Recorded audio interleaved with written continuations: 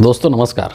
आजकल हमारे देश के अंदर हर जगह पर चुनाव की चर्चा है, क्योंकि लोकसभा का जो चुनाव है वो बिल्कुल मुहाने पर खड़ा है और बहुत ही जल्द चुनाव होने वाला है इस देश के अंदर, लोकसभा 2024 का चुनाव। लेकिन इसके संदर्भ में एक चीज़ की चर्चा बड़ी ज़ोरों से हो रही है और राजनीतिक गलियारों में इसका जो चर्चा है वो गर्म था, उत्तर प्रदेश को लेकर के। और उत्तर प्रदेश में जो बसपा है, बहुजन समाज पार्टी है, उसकी जो मुखिया है मायावती जी को लेकर के बहुत तरीके के खबरें जो वो निकल कर के आ रही है।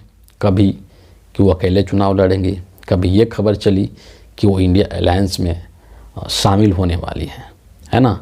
और अभी जो है इसका मैं आपको शुरुआत से अगर कहानी बताऊं कि बीच में ये चीज़ शांत हो गया था कि ऐसा लग रहा था कि नहीं, मायावती जो है वो अकेले ही चुनाव लड़ेगी, क्योंकि उन्होंने घोषणा भी कर दिया था। और उसके घोषणा के बाद से जो है वो एक तरीके से इस तरह के चीज़ों पर विराम लग गया था और सबने तकरीबन ये सोच लिया था कि नहीं, बहन जी जो चुनाव है वो अकेले ही लड़ेंगे। लेकिन फिर एक पत्रकार हैं प्रकाश नारायण, इनका 2 मार्च को एक ट्वीट आता है और उस ट्वीट में सबसे पहले इन्होंने ही, संभवतः जितना मैं जानता हूँ कि इन्होंने ही इस खबर को ब्रेक किया था। इन्होंने क्या लिखा है इस ट्वीट के अंदर, 2 मार्च का एक ट्वीट है, आप ध्यान से सुनिए और घटनाक्रम को समझने की कोशिश कीजिए। क्या कहते हैं ये 2 मार्च के अपने ट्वीट में कि बहुत रिस्क लेकर लिख रहा हूँ। सूत्रों के मुताबिक सोनिया गांधी 9 मार्च के करीब मायावती को इंडिया गठबंधन की तरफ से पीएम उम्मीदवार घोषित करेंगे। इसी वजह से अखिलेश बाकी सीटों पर उम्मीदवार अनाउंस नहीं कर रहे हैं। सपा 38 सीट, बीएसपी 25 यूपी के अंदर, और इसके अलावा बीएसपी को पंजाब, मध्य प्रदेश और राजस्थान में भी सीटें मिलेंगी। ये जो है इन्होंने एक तरीके से ये सूचना दिया था और साफ साफ ये बोल रहे हैं कि बहुत रिस्क लेकर के लिख रहा हूँ, है ना। जो भी इनके जो विश्वसनीय सूत्र हैं उसके आधार पर इन्होंने बताया था कि 9 मार्च के दिन संभवतः एक बड़ा अनाउंसमेंट हो सकता है और जिसमें कि इंडिया अलायंस की तरफ से सोनिया गांधी जी जो है वो मायावती को प्रधानमंत्री पद का उम्मीदवार घोषित करेंगे। 9 मार्च का दिन आया और इसके उल्टा हुआ, है ना। यानी कि कोई अनाउंसमेंट नहीं हुआ मायावती जी को लेकर के कि ये जो है पीएम पद की उम्मीदवार होंगी कि नहीं होंगी। किसी भी तरह का ये कोई खबर नहीं आया तो क्या आया, मायावती जी का 2 ट्वीट आया। बहुत ही महत्वपूर्ण ट्वीट है, इसको पहले समझिए। इसको 2 ट्वीट आया मायावती जी का। पहले ट्वीट में उन्होंने क्या कहा है, ठीक है, फिर आगे हम चर्चा करेंगे। पहले ट्वीट में कहती हैं कि बीएसपी देश में लोकसभा का आम चुनाव अकेले अपने बलबूते पर पूरी तैयारी व दमदारी के साथ लड़ रही है। ऐसे में चुनावी गठबंधन या तीसरा मोर्चा आदि बनाने की अफवाह फैलाना यह घोर फेक व गलत न्यूज़ है। मीडिया ऐसी शरारतपूर्ण खबरें देकर अपनी विश्वसनीयता न खोएं, लोग भी सावधान रहें। पहला। दूसरा ट्वीट क्या कहती हैं ये कि खासकर यूपी में बीएसपी की काफ़ी मजबूती के साथ अकेले चुनाव लड़ने के कारण विरोधी लोग काफ़ी बेचैन लगते हैं। इसीलिए ये आए दिन किस्म किस्म की अफवाहें फैलाकर लोगों को गुमराह करने का प्रयास करते रहते हैं, किंतु बहुजन समाज के हित में, है ना, बीएसपी का अकेले चुनाव लड़ने का फैसला अटल है। अब जब ये मायावती जी की तरफ से 2 ट्वीट 9 मार्च को आया तो फिर से जो पत्रकार प्रकाश नारायण हैं, जिन्होंने कि इस खबर को एक तरीके से ब्रेक किया था, अब इन्होंने सवाल किए हैं कुछ, उसको भी आप सुनिए, फिर आगे इस पर हम चर्चा करेंगे। क्या कहते हैं, मायावती जी को टैग करते हुए इन्होंने लिखा है कि मायावती जी से खुला सवाल है। क्या सवाल है? नंबर 1, मैंने 9 मार्च को घोषणा होने की संभावना जताया था, आज ही आपका खंडन आया, आपने पहले खंडन क्यों नहीं किया? ठीक है। दूसरा सवाल क्या कहते हैं कि क्या आपकी कांग्रेस महासचिव से कोई बातचीत नहीं हुई है। तीसरा सवाल करते हैं, कहीं आपका ट्वीट अपने मन मुताबिक सीट झटकने का अंतिम प्रेशर पॉलिटिक्स तो नहीं है। ये जो है इनका एक तरीके से ट्वीट है प्रकाश नारायण सिंह, जो कि इस खबर को इन्होंने पहले ब्रेक किया था।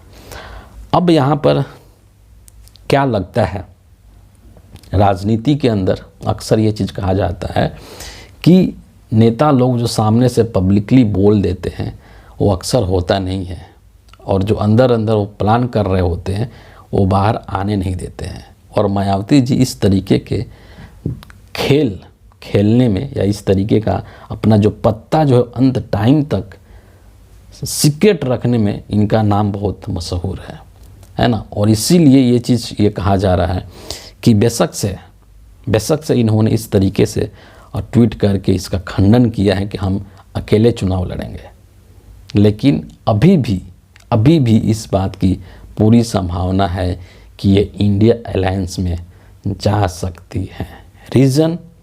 रीज़न ये है कि मायावती जी अकेले चुनाव लड़ने का जहाँ तक इनका बात है, तो ये बात मायावती जी को भी पता है कि अकेले चुनाव लड़ने से बीएसपी को नुकसान होता है।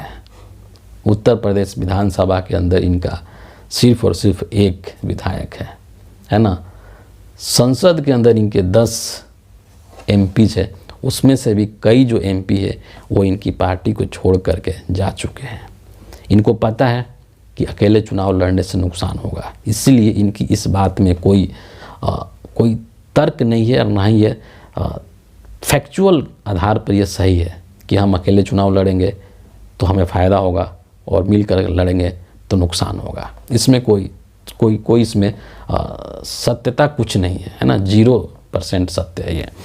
दूसरी चीज़ जो ये कह रही है कि हम बहुजन समाज के हित में, है ना, बहुजन समाज के हित में हम अकेले चुनाव लड़ेंगे और उस पर हम अटल हैं। बहुजन जो समाज है पूरे देश के अंदर और ख़ास करके उत्तर प्रदेश के अंदर, उनकी क्या स्थिति है ये किसी से छुपा हुआ नहीं है ना। बहुजन जो समाज है उसके जो अधिकार का जो मुख्य स्तंभ कह लीजिए या मुख्य हथियार कह लीजिए वो संविधान है।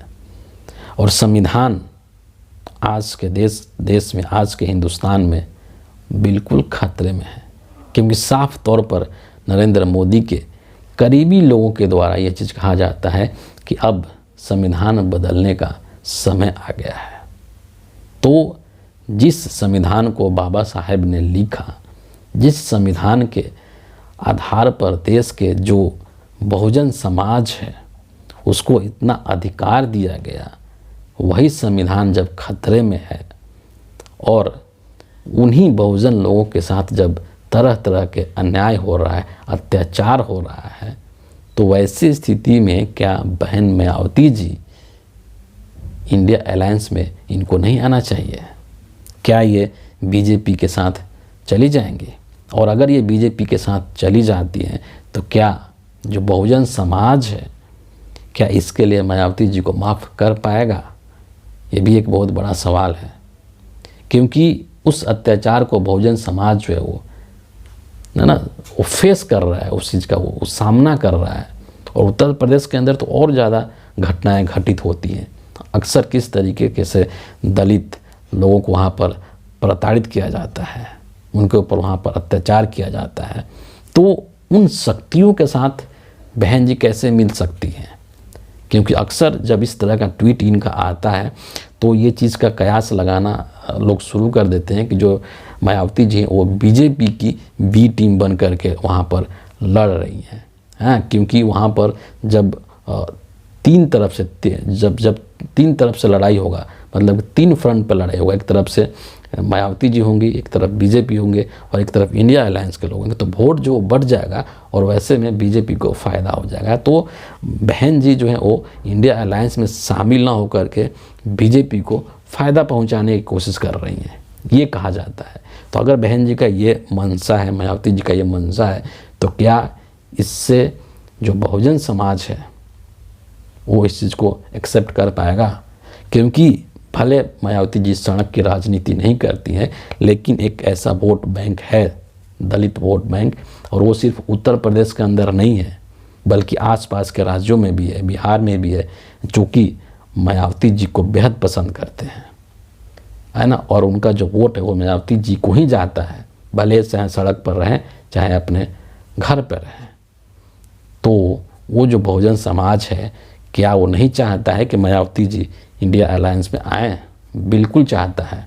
वो बिल्कुल चाहता है कि मायावती जी इंडिया अलायंस में आ करके इंडिया अलायंस को मजबूत करे, ताकि केंद्र में जो बैठे हुए संविधान विरोधी जो लोग हैं उनको सत्ता से बाहर का रास्ता दिखाया जाए।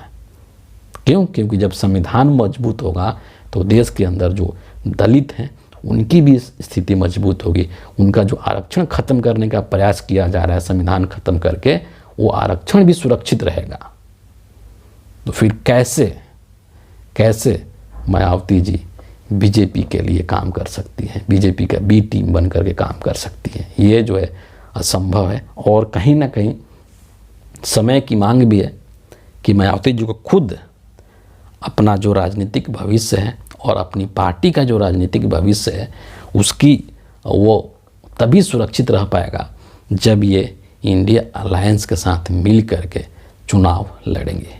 और इसीलिए कुछ जो राजनीतिक विश्लेषणकार हैं जो कि अंदर की खबर रखते हैं, उनका ये कहना है कि बेशक से ये ट्वीट मायावती जी का आ गया है, लेकिन इस संभावना से पूरी तरीके से अब भी इनकार नहीं किया जा सकता है कि बहन मायावती जी इंडिया अलायंस में शामिल नहीं होंगी। इंतज़ार करना होगा जब चुनाव आयोग की तरफ से इलेक्शन का नोटिफिकेशन आता है, जब चुनाव आचार संहिता लग जाएगा तब इंतज़ार करना पड़ेगा, उस तारीख तक इंतज़ार करना पड़ेगा, क्योंकि उससे पहले मायावती जी किसी भी तरीके का कोई बिग अनाउंसमेंट नहीं कर सकती हैं। तो फिलहाल इस वीडियो के लिए इतना ही है। आप सभी का बहुत बहुत धन्यवाद।